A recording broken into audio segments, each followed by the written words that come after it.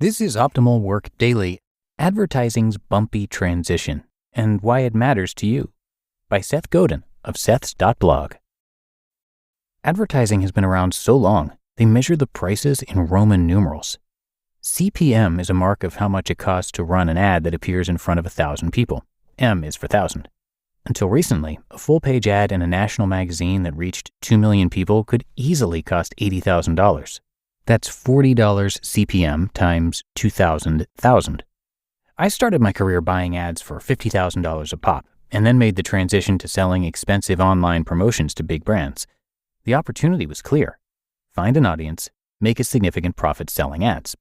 When the web was young, marketers like Yahoo said to P&G and Ford, "Buy our banner ads. They cost about the same as a magazine ad, but people can click on them as a bonus."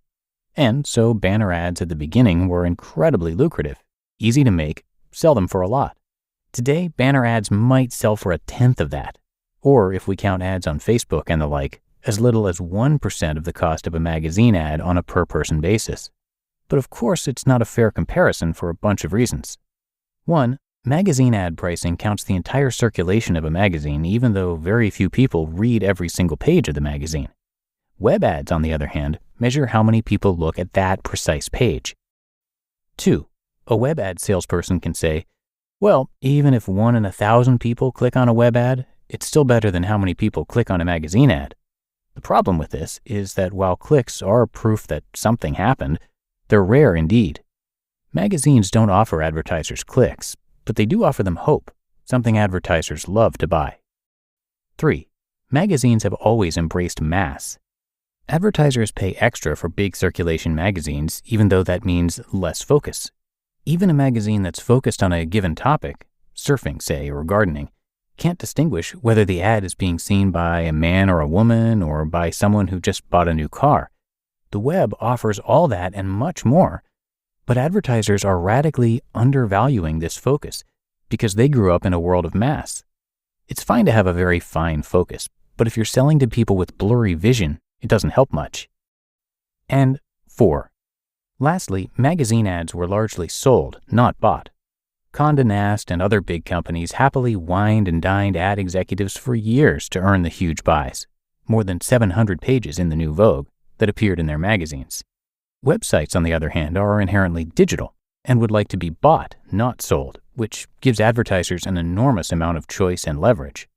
The short version is that magazine ads were expensive because they were scarce, they worked, maybe, and they were sold hard. Web ads have long been dramatically undervalued as measured media by people who don't want to measure, as focused media by people who want mass. Magazine ads were great, a perfect industry, one that's being replaced by something impossible, something that doesn't work for all parties yet.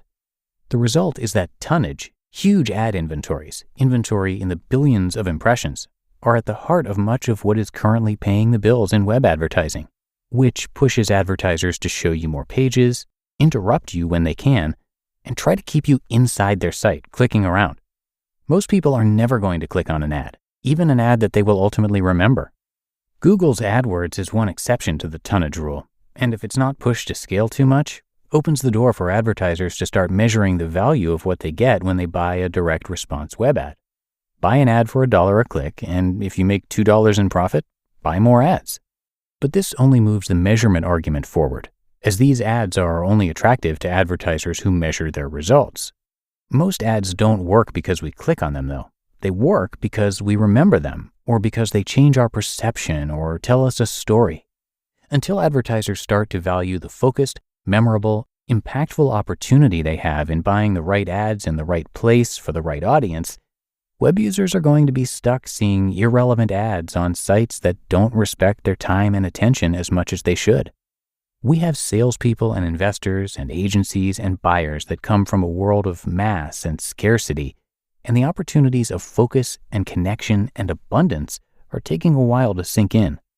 Since advertising is paying for a big portion of the consumer web, it's being built to please advertisers. Right now, though, what advertisers are used to buying isn't what the web is good at building. There's huge progress being made in perceptions, but there's a ways to go, which is why we are ad-supported isn't as obvious a strategy as it should be. You just listened to the post titled Advertising's Bumpy Transition and Why It Matters to You by Seth Godin of Seth's.blog. And thank you to Seth, who is a super popular writer with 19 best-selling books. He's also the creator of Alt MBA, which is an online leadership and management workshop.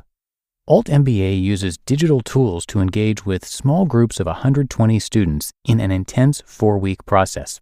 It's been going on since 2015 and has now transformed the lives of more than 4,500 people in more than 70 countries. And a little bit more about Seth. He has been writing daily on his blog for over a decade now, and more than 60,000 people have taken his online courses.